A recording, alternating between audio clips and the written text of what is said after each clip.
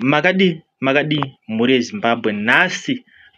Ndabuda ndakananga nekwaseke uko, ndichiti ndimbonzwa runyerekupe rwatanzwa ikoko kuti tikupei nyaya, tikupakurire nyaya sezvairi nemanzwiro ataita.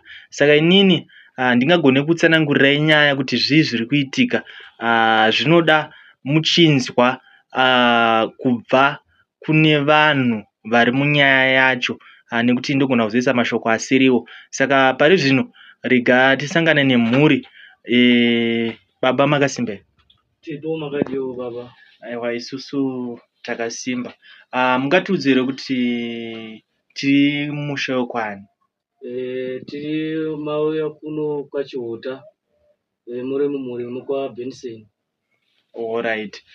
Mungazivisa here mhuri yeZimbabwe kuti nyaya yenyu yakamira sei yazopa kuti nhasi tizoshedzwa panapa?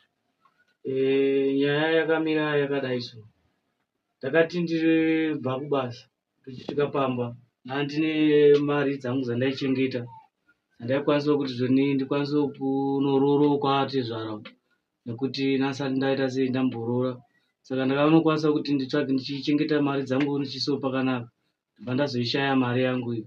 Ndakazoti ndadaro ndibva kunetsana namadhamu pamba, ndakati ko haunamboonawo here mari mumba umu, sezvo ndinogara namukoma, ndofunga ndo vakagara vakarara pa. Saka ndakanobvunzawo mukoma kuti mukoma hamuna kumbopindawo here mumba umu kana kuti makaonawo chimari? Zvikanzi handina chandakwanisa kuita. Saka ndakanoti ndinonetsana namadhamu angu, kusvika pakupedzisira kuti sasa tombotaure tese. Ndikambobvunza kuti pamwe mukadzi wangu ndiye aba mari aendesa kupi kwakomba kwawo, ndopfungwa padzangu padzakauya. Saka tiri pakunetsana kudaro mumba semhuri, tikabva chingangoti semukadzi ndiye akazoti alright, kana uchiti ndindaba ngatitesei, ngatifambei timbofamba. Saka kune kwatakambofambawo hedu takaenda namukoma wangu tichitongoti mukoma ngatimboitawo sei, ngatimbodai, but mukoma vairamba achingoti ndine mabasa angu andikuita sei, handine basa rangu randiri kuita. Saka ndabva ndangoti alright, sezvo semunhu ndabva ndabuda hangu nemhuri yangu, ndanoendawo kwandakaenda. Ndabva ndasvika kuna agogo, ndobva ndasvika vandaudza nyaya yangu.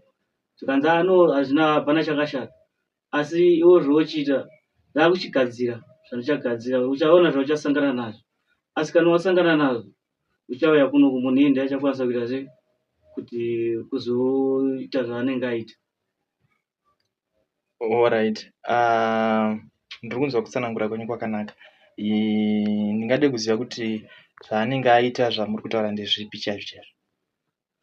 In fact angoti uchazongoona mamira zvinhu zvakaita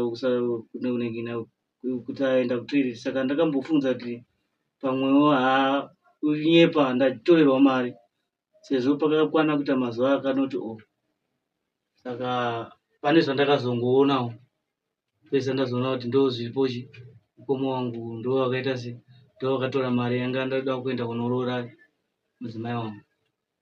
Alright. Zvakaoma. Pane panhu pana ndichida kuti pajeke, kuti mukoma vakazobvuma here kuti ndivo vakatora zveshuwa? Vakazobvuma mushure mekuti vasaende kutoite vazvimba dumbu kudaizvo. Ya, zvakaoma mhuri yeZimbabwe. Muri kutoona kuzvimba kwavakaita, muri kungozvionera mhuri yeZimbabwe. Right. Ndoda kunzwa kuti pazvakaitika maiguru, sekutsanangura kwazviri kuita, makanzwa sei kuti mari iri kufanira kuenda kuvabereki venyu? Zvinofadza kunzi mwana aroorwa, kana kupembedzwa kunoitwa mwana musi waaroorwa. Hama dzinofara nekupembera kuti mwana wedu aita chakanaka. Makanzwa sei? Inini ndakatobatikana kubewa kaita mari, roti mari yaifanira kuvabereki vangu, noti izvozvo zvibva pandakatanga kugara nemurume wangu. Apa tanoona hatosvika mumusha pandakaroorwa chaivo chaimo.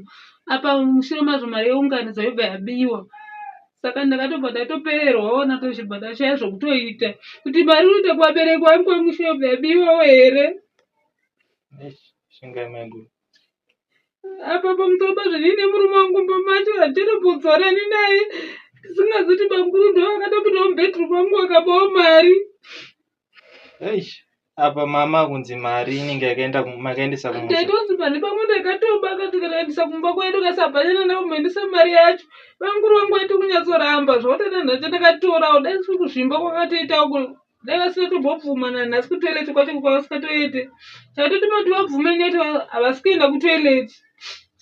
Eish, ya zvinorwadza. Eish, mukoma madzimai vachema. Eish, zvakaoma. Ya, ko imimi mukoma, tingataure nyaya dzekufamba kwamakaita. Muratidza makafamba kuchiprofita kuchivanhu, ndo saka ndaida kuti imimi muchindiudzawo kuti namukoma wenyu makambozama here kuenda kuchipatara, because kune zvirwere zviya zvinonzi constipation chichi, munhu azotadza kuenda kutoilet azoita sei. Makamboenda kuchipatara here? Munoda kunzwa kuti nyaya yacho ndezvechipatara here kana kuti zviri kubatana nenyaya yenyu? Kwete, izvi hazvitombodi chipatara izvi, nokuti pana kwandakaenda kuna gogo vacho vagara vanga vatogara vatondiudza kuti ndozvauchasangana nazvo zvipi seizvozvo kana ari munhu upi muri mufemiri menyu. Alright. Eish, zvakaoma. Ifoni yenyu kuringera? Alright. Vari kukwanisa kutaura neni here mukoma? Vanokwanisa kutaura. Mukoma? Aiwa.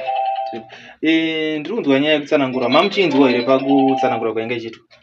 Zvona chinzwa. Alright. Mungandisanangurirawo kuti mari iri kunzi makatora ingava mari? 720. Ndiyo mari yacho ngoma? Chokwadi ndo mari yacho kuma 720 ikoko ndo kwanga yava ipapo. Ndichotarisira kuti yakapindawo kana mu 1.5 ndinokwanisawo kuitawo se kunomboonekerawo kuna natezva. Alright. So mukoma, mari muchiri nayo here yamurunzi makatora? Handina kana sendi. Taenda kunonzi kunoita moves. Taiti pamwe ndikaenda nemari iya uko ndichaitenderedza todzora mari panzvimbo. Zvakaramba. Ndikinobheta handina mukadzi. Saka ndakazopedza imwe yacho nekuenda kushamwari kadzi.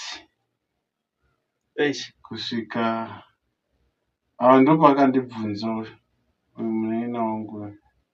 Chokwadi mari ndindakatora. Alright. Ndoda kuti mundiudze kuti mane nguva yakaita sei musingaendi kutoilet? Pane masvondo mairi. Vasata masvondo mairi. Kudya ndinodya. Asi kuti ndiende kuchimbuzi handiendi. Kufema ndokwakunetsa. Zviri kuramba rakazvimba dumbu irori harisi kudzika pasi, harisi kukwira.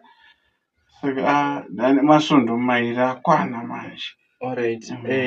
Hamusi makutonzwa kutya here mukaona chikafu kudya? Kuti zvichazoita sei? Kubva ipapo izvozvi ndane mazuva anokwana mairi ndichiramba vari kundipa vachiisa patafura handisi kudya nekuti mudumbu macho mazara asi hapana chandiri kuburitsa. Ndiri kuona miro wakutozvimba. Ya, mukoma, ndanzwa muchitaura kuti gogo, mungandiudzewo here kuti makambotaura nawo here mashure munonge dambudziko renyu rabuda pachena soreita? Ichokwadi. Gogo ndakataura nawo mushure mekuti ndaona dambudziko rine mukoma wangu, kuti mukoma wangu ndiyo akaita ndiyo vakatora mari mumba.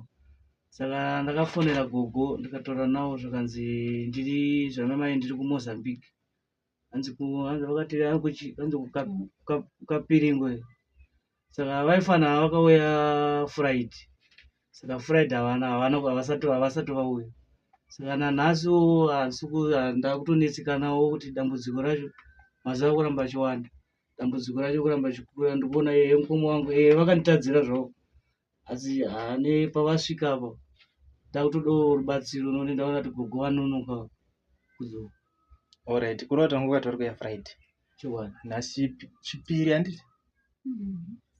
masi mandi. Saka papa ndakutodawo kutsvagawo rubatsiro mumuriwo. Eish, ya, zvakaoma. Muri Zimbabwe, muri kungoona zviri kuitika. Inyaya inotyisa hama dzangu, inorwadza uyezve ichisuwisa, ine hasha, ine tsitsi mukati. Rega ndingopa mai guru mukana vachingotaura mashoko ekupedzisira ndisati ndavhara chirongwa. Handizivi kana mune zvamunoda kutaura kungava kumurume wenyu kana kuna bamukuru wenyu. Ndinoda kutokumbira usandataura hangu zvekuna banguru kana nemurume wangu. Ndinokumbira rubetsero kuna banguru vangu muri Zimbabwe nemamiriro akaitawo banguru vangu. Haungodi vakatitadzira hedu vakadya mari zvavakaita. Asi ndikutokumbira rubatsiro kuti banguru vangu akwanise kufamba, wakwanise kuduwa mwiri wavo userere. Nestage yavari kezvezvo vatoine 2 days kana kudya vavasi kana kudya pamazuva kungoramba achienderera mberi. Yeah. Zvakaoma. Mukoma mune zvekutaura? Muri Zimbabwe ndinokumbirawo rubatsiro kune mukoma wangu akararapo kuti dai ndakwanisawo kutsvagawo kundiwanawo kuti ngabatsirikane sei kuti dambudziko iri tese ripere, nekuti gogo handichatozivi kuti vachauya vanodzoka here kana kuti havachatokwanisi kudzoka. Alright. Munogona kundipawo namba dzavo after tapedza kutaura, tizoona kuti maybewo tikazama kuvafonera vanokwanisa kutiudzawo kuti kurutivi rwavo rwenyaya kuti zvakamira sei. Ndinotenda hangu muri Zimbabwe. Alright. Muri Zimbabwe mangozvionera inyaya inorwadza, inosuwisa, ine tsitsi nehasha mukati. Saka sunungukai kutaura zvamunofunga. Vanoda kubatsira, vanotiwo vanobatsira, munogona kungobatawo, kana vanozitiwo vanogona kutaura nawo gogo. Ngatisangane muzvikamu zvinoteera.